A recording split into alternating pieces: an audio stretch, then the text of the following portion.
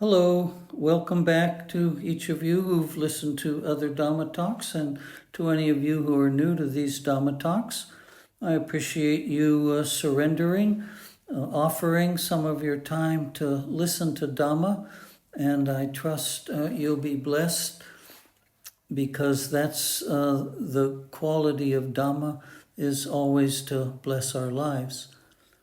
Today we're on page 50. We've started a new category called the 37 Wings to Awakening. And we did on page 49 one grouping of 4 called the Iddhipada.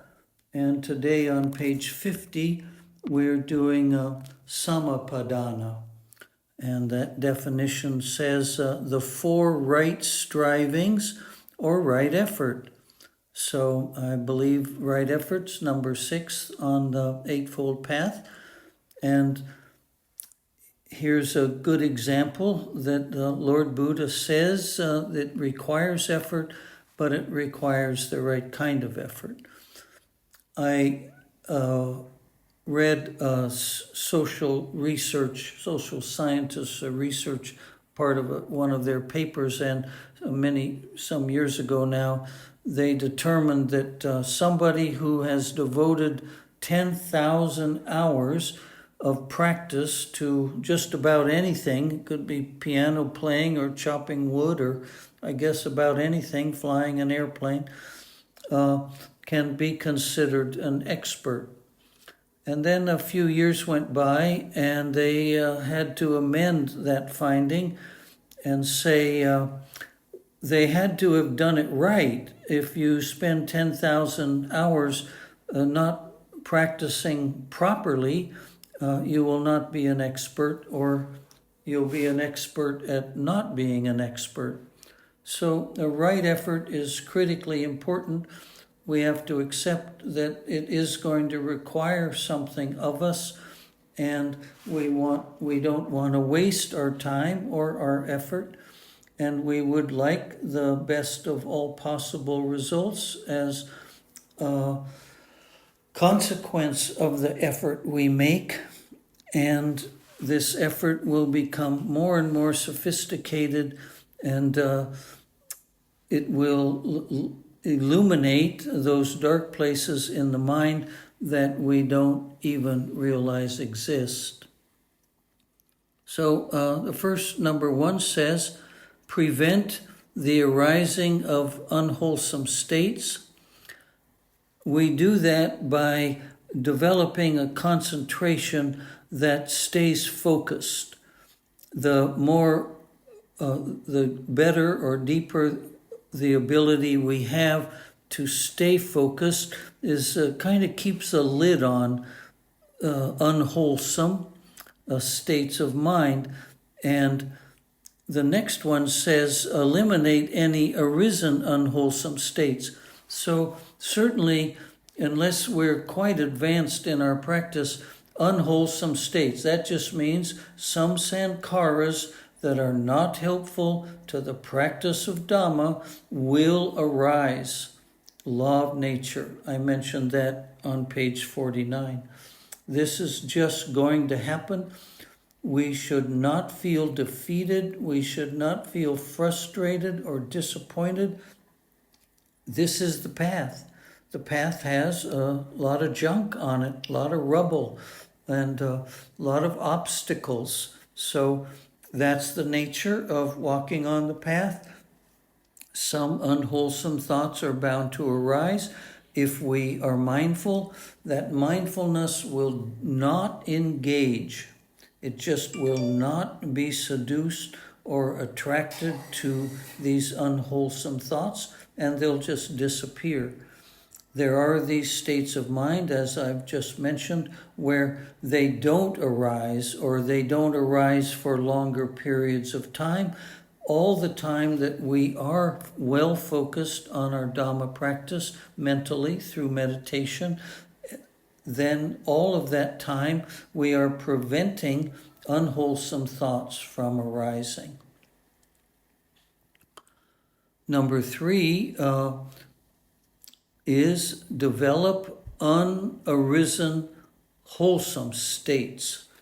So we have some qualities that are virtuous, that are wholesome, that are a blessing to us and others, and we haven't developed them. We may not even realize that this is a weak area, and we're going to be talking about 10 of these qualities a little later, things like generosity and virtue and strong determination, patient perseverance, so forth. So we want to investigate the mind to see which of those qualities we're really not manifesting in the world. When we get to that list, I'm not going to recite all 10 right now. We can go down that list and say, yeah, I'm pretty good at that. I'm pretty good at that. Oh, I didn't even know about that one. I better investigate. I better analyze. I better consider and reflect how I might better be an example of that particular wholesome quality. The fourth one is sustain, develop, and perfect arisen wholesome states. So let's say that you're quite generous, not necessarily with money, but with your time, or you're patient with people, or you're a little league coach, or in some way or another a volunteer, etc. And you're good at that.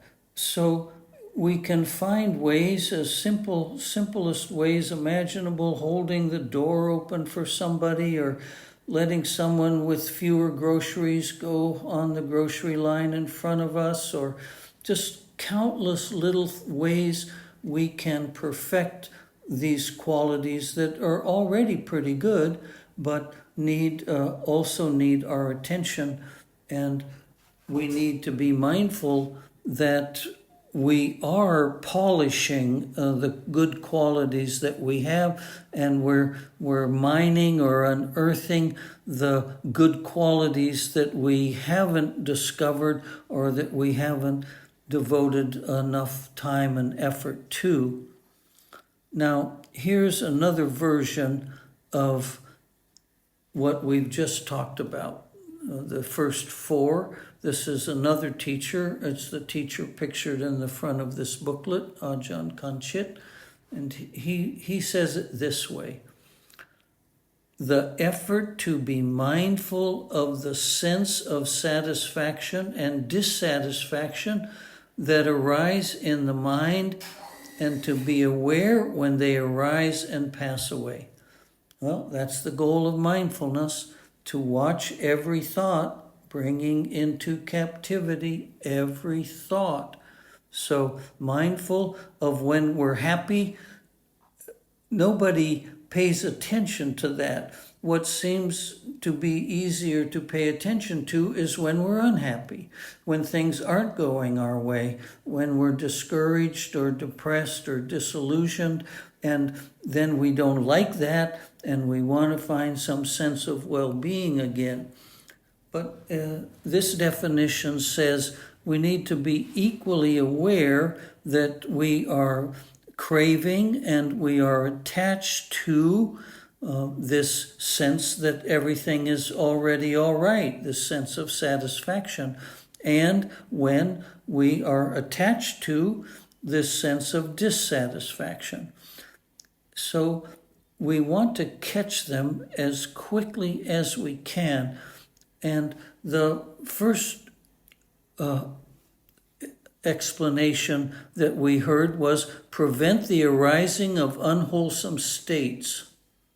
So this one says, be mindful as quickly as you can of the sense of liking, not as soon as you can, and when you like or dislike, notice as quickly as you can that they have arisen, and notice when they pass away. So it's a two-step. It isn't just, oh, I feel better now. It's when it arose, how long it stayed, and when it passed away. The second definition is the effort to abandon the sense of satisfaction and dissatisfaction by recognizing that they are neither you nor yours, that they are occurring without your permission and will eventually pass away. This occurring without your permission is really important. I've been stressing that unwholesome or negative, unhealthy, problematic thoughts and emotions arise whether we like it or not. That is their nature. So we're going to abandon, we're going to let go, we're going to know and let go as quickly as we possibly can. And then part B, that's sati, what I just defined as sati. And part B of sati, that they don't belong to me. They don't constitute my sense of self. And they arise and pass away according to various laws of nature over which we have little or no control. Step 3, the effort to practice and develop mindfulness and clear comprehension moment by moment. So you see, these skills that we're encouraged to develop are being repeated in this grouping of 37 wings to enlightenment. We're going to come upon the same instructions over and over again. So I've already just recently talked about mindfulness with clear comprehension, moment by moment. So I won't say more about it now. Number 4, the effort to maintain mindfulness and clear comprehension to the fullest until it transforms into the extinction of all defilements and suffering. So that's the best definition or declaration of what mindfulness, the importance of mindfulness, the value of mindfulness, the power of mindfulness with clear comprehension. It is essential in this practice of the forest monk tradition in the Theravada school of Buddhism. Without mindfulness, which can only be developed to its fullest by deepening our skill at concentration, with this mindfulness, we reach a place where these unwholesome forms of suffering, they disappear. They become extinct. They don't keep making new karmic seeds. And in that moment, when there are no more defilements arising in the mind, the definition of that is nibbana, the end of suffering. Nibbana is often defined as extinction or a candle going out. It's just the total annihilation of something that cannot recur. It cannot, a little bit later, sometimes later, another life, etc., come back up from some deep place and make us start all over again. That is not nibbana. That is not extinction. So that was samapadana. It's a very essential characteristic or technique of practice in the forest monk tradition. let's see what Satipatthana, what they say about that at the bottom of the page. Satipatthana, the four foundations of mindfulness.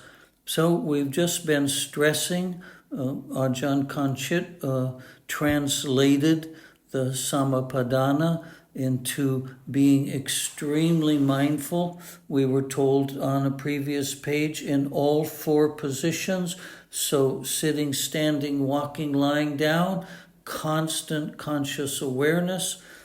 Now let's see how the Satipatthana defines that awareness. The first one is mindful contemplation of the body. So on the last page, I talked about the importance of contemplation, investigation, analyzing, using the mind as a tool to investigate itself. And so far, modern science hasn't been able to determine how well, how thoroughly other animals can investigate their own mind.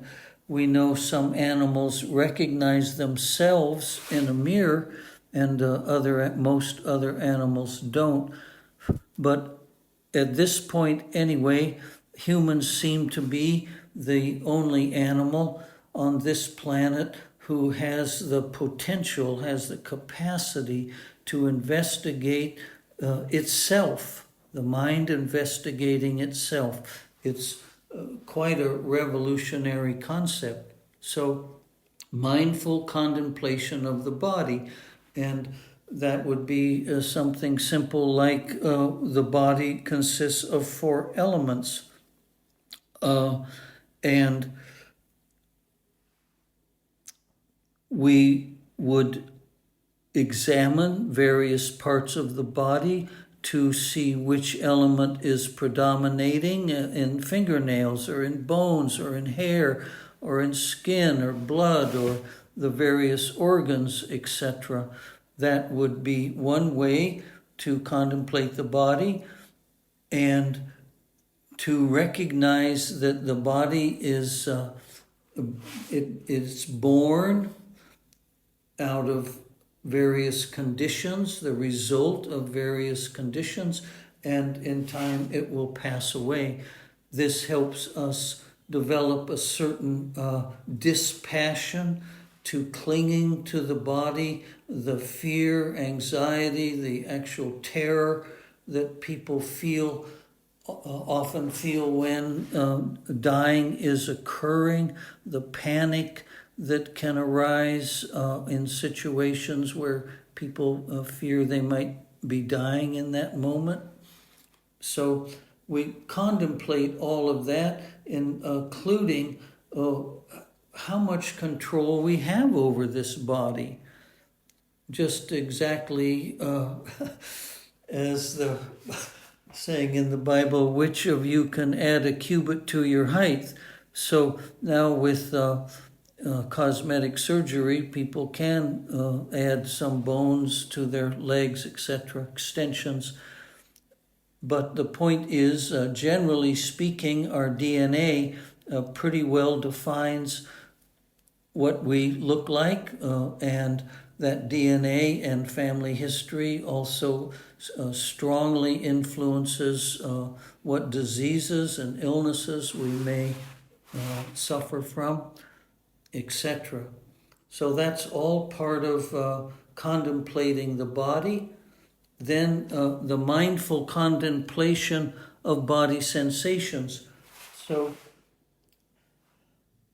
when we're in discomfort, it's very easy to notice that we're in discomfort. When we're comfortable, we kind of mesmerized by that. We usually don't pay attention to it unless we're having some very sensual experience.